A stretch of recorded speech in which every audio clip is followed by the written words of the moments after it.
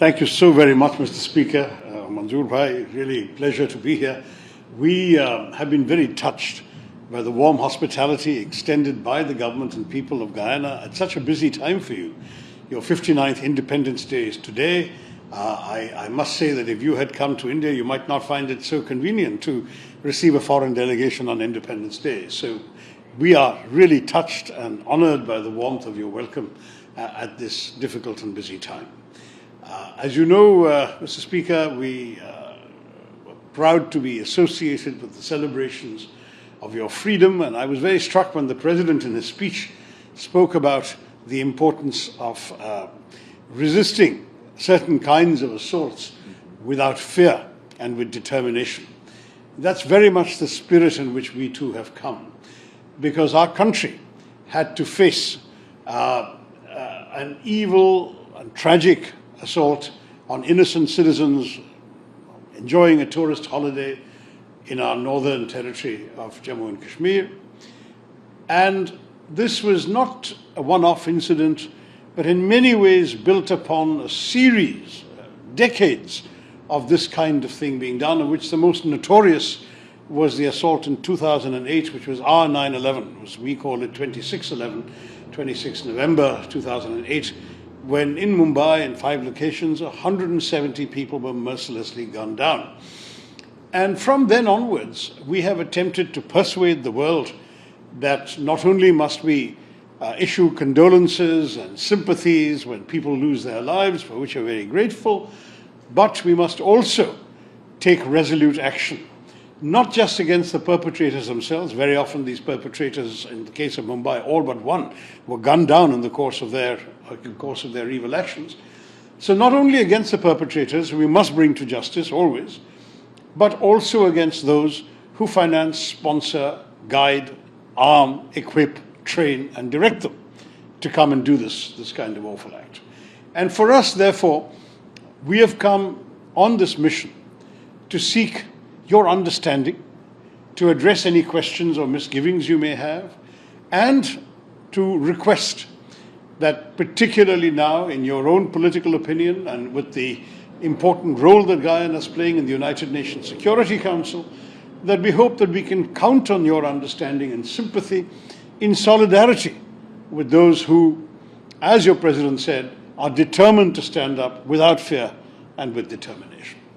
Our nation has made it very clear in recent weeks that we have had enough, that they will no longer be permitted to cross a border, kill our innocent people, and walk back with impunity. That is not going to be happening anymore. As far as we are concerned, we are also not going to give in to their evil designs, which include trying to disturb the peace, tranquility, and economy of Jammu and Kashmir, where tourism was a very major mainstay, and that is at the moment the first target, the first victim, apart from the human lives lost. Second, there was clearly an attempt through religious profiling to create a backlash within the rest of India against one particular community. I'm proud to say India did not fall victim to that and stayed united and rose as one. From Kashmir to Kanyakumari, from the north to the south, the east to the west, we have stayed united and determined and resolute against the horrors of terrorism.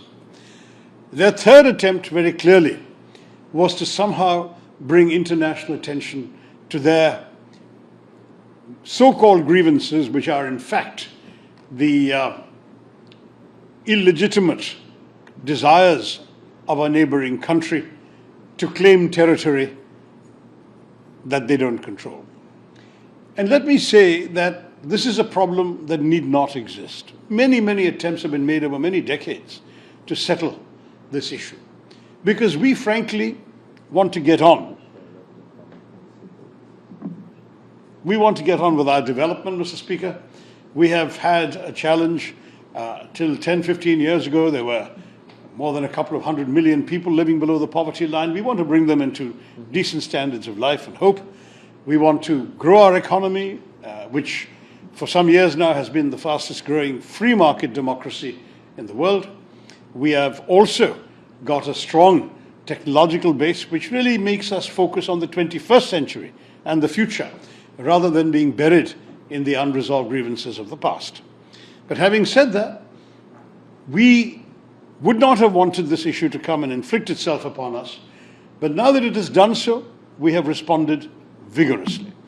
And I say to you, Mr. Speaker, our thinking very simply is this: if our neighbors will leave us alone to focus on our development, to focus on our future, we will be very happy to leave them alone.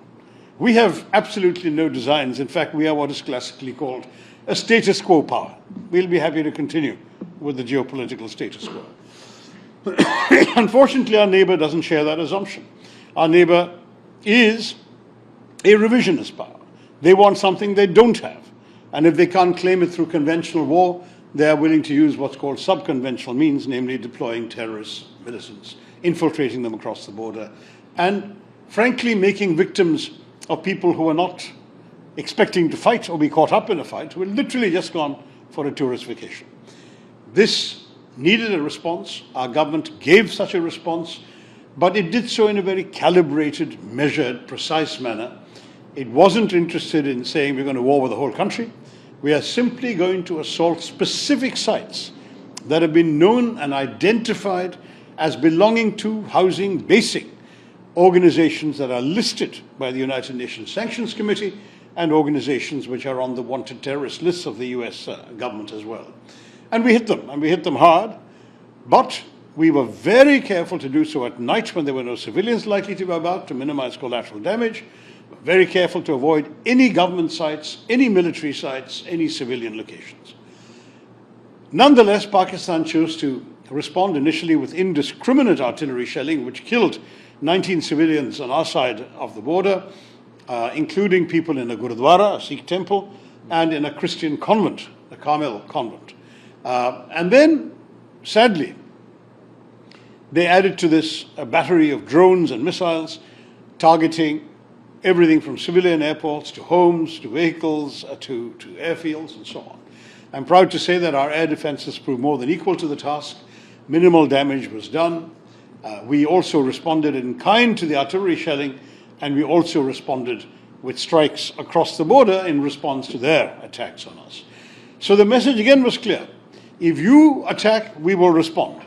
If you will hold your fire, we will hold our fire, because we are not seeing our actions as the first salvo in a protracted war. This message was finally understood after 88 hours of fighting, and the Pakistani Director General of Military Operations, called his Indian counterpart, asked for a cessation of firing, to which we agreed with alacrity because we didn't want to prolong the conflict anyway, and that's where we are. Having said that, the hunt for these killers, 4 of whom have been identified by name and photograph, continues. The armed forces are prepared to respond in case of any future misadventure from across the border. And the Prime Minister has declared that any act of terror, and I don't think he meant any small act of terror, but any serious act of terror, will be responded to as an act of war. So these are the messages that our government has given to its neighbor, and which we are conveying to the world at large. If you have questions or concerns, we're very happy to address them. But I do want to say, Mr. Speaker, that your welcome and your warmth of your reception has itself been deeply heartwarming and gratifying for all of us. We feel at home here in Guyana, and we were privileged to be part of your Independence Day celebrations. And we hope that just as you are determined to keep your country free and safe, so are we, and we look forward to your understanding and support in that endeavor in these trying times. Thank you, Mr. Speaker.